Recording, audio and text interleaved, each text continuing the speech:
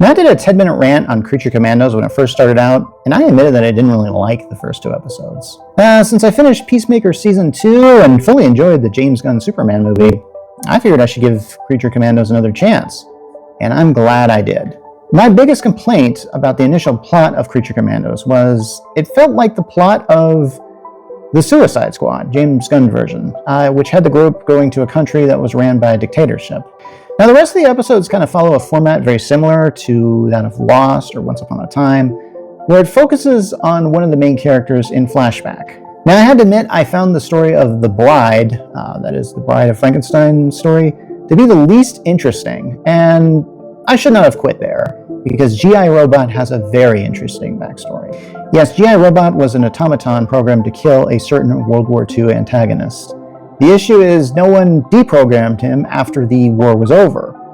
This led to him opening fire on a group of neo-World War II antagonists on United States soil, and then he was put into jail for it, in spite of not being human. What happened to him is probably the most human thing on the show. Yeah, it's a really sad story, but not as sad as Weasel's origin story. I was actually crying when both these stories came to their close, particularly Weasel's.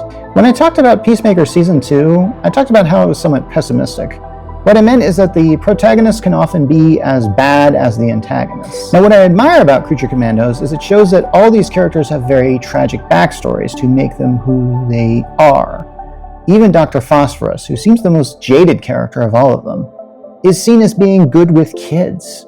Go figure. In fact, I was so enjoying the backstories of these characters, I didn't even really give a darn about the front story.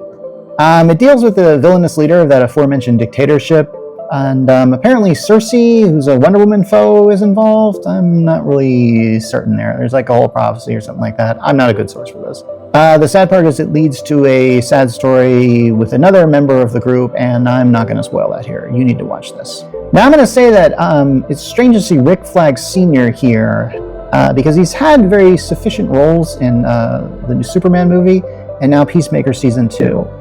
I didn't mention this in my Peacemaker Season 2 review, but Flag is starting to become quite the antagonist on that show, but on Creature Commandos, he's seen as a protagonist, as a good guy. So it's kind of weird.